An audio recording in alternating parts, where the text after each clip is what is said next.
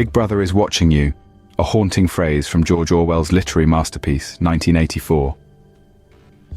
Within the confines of this classic narrative lies a profound exploration of the repercussions when surveillance transcends all boundaries. A must-read that draws stark parallels to our contemporary reality, where the omnipresent gaze captures every facet of our daily lives. Brace yourself for an intriguing narrative chronicling the saga of an individual who, unable to bear the relentless scrutiny, takes matters into his own hands. The setting, August 2012, New Jersey. Enter Gary Bojczak, an integral part of the construction and engineering juggernaut known as Tilcon. His professional endeavors revolve around the supply of crushed stone to construction sites, an indispensable role that involves coordinating truckloads of gravel, asphalt, and other essential materials. Picture the monumental George Washington Bridge in New York, paved by the hands of Tilcon. Gary, an engineer by trade, is entrusted with a vibrant red Ford F-150, his chariot to various work sites across Newark, New Jersey. In the intricate web of Tilcon's operations, GPS-based tracking emerges as a necessity. With an extensive fleet of company-owned vehicles, including trucks laden with construction materials, the need to monitor their whereabouts becomes imperative.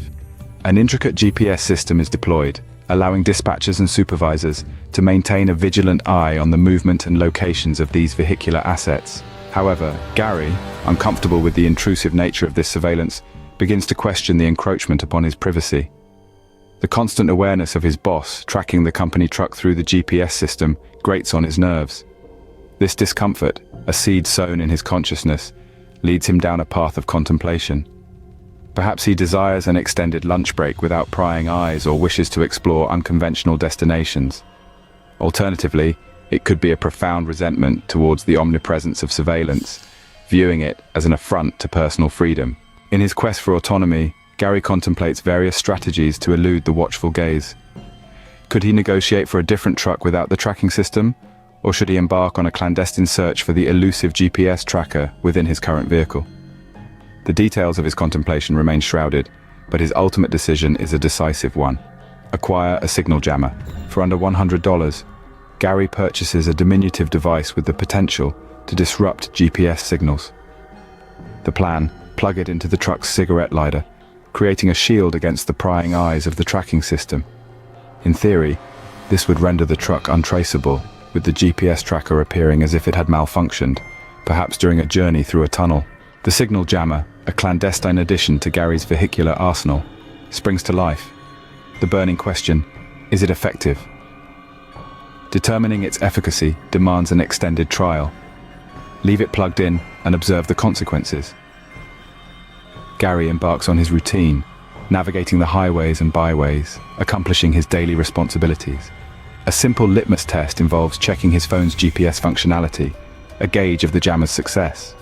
The verdict: the jammer works like a charm, rendering him invisible to the prying digital eyes.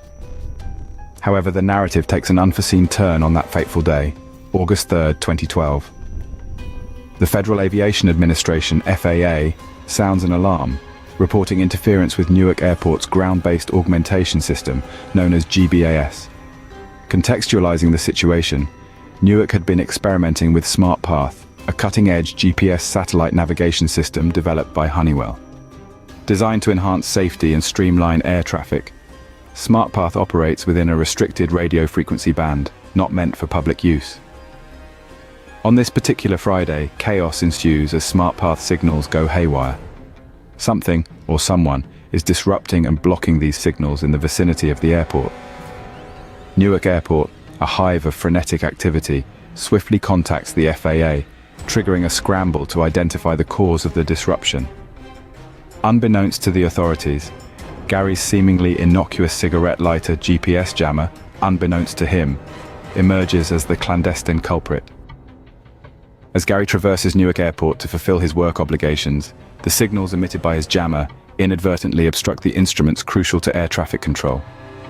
Whether he happened to be in close proximity to the SmartPath system, or his jammer wielded an unexpectedly potent influence, the outcome is the same.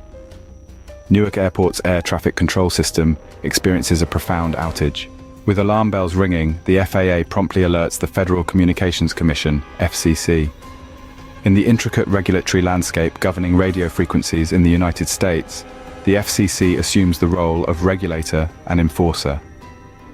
Gary's interference directly clashes with authorized frequency usage, a violation that necessitates immediate action. The FCC leaps into action, endeavoring to uncover the identity of the disruptor responsible for plunging Newark Airport into chaos. The responsibility falls upon an FCC agent stationed in New York City, tasked with resolving this unprecedented crisis. As he catches wind of the situation, he swiftly enters his vehicle and embarks on a 40-minute journey to Newark Airport. Armed with a handheld direction-finding device, his mission is clear: pinpoint the source of the interference, unveil the disruptor, and restore order to the communication channels. Throughout the drive, lasting the entirety of the communication blackout, the agent utilizes his handheld frequency analyzer. This sophisticated device, adept at locating and analyzing radio signals, becomes the key to unmasking the disruptor. The agent's arrival at Newark Airport marks a pivotal moment in the narrative. Armed with his handheld frequency analyzer, he methodically scans the area, tracing the disruptive signals to a singular source: a red F-150 pickup truck, Gary's company vehicle. Approaching the truck, the FCC agent confronts Gary, inquiring about his identity and ownership of the vehicle. Gary, acknowledging both, admits to using a radio frequency jammer. The agent, determined to rectify the situation, instructs Gary to deactivate the jammer. As Gary complies, the disruptive signals cease instantaneously. The FCC, with this swift resolution, identifies Gary as the catalyst behind Newark Airport's communication debacle. Gary, cooperative in his interaction with the FCC agent, willingly discloses details about the jammer, even surrendering it to the authorities. However, this cooperation fails to shield him from the consequences. In the eyes of his employer, Gary's actions are an affront to the integrity of the company vehicle's tracking system. Worse yet, the company vehicle's inadvertent involvement in the disruption of Newark Airport's communications paints a damning picture. Facing the repercussions of his actions, Gary receives not only termination from his job, but also federal charges from the FCC. The gravity of his violation prompts the FCC to initially propose a substantial fine of $42,500. However, acknowledging Gary's cooperation, they eventually reduce the penalty to $32,000. What lessons can be gleaned from this intricate tale of unintended consequences?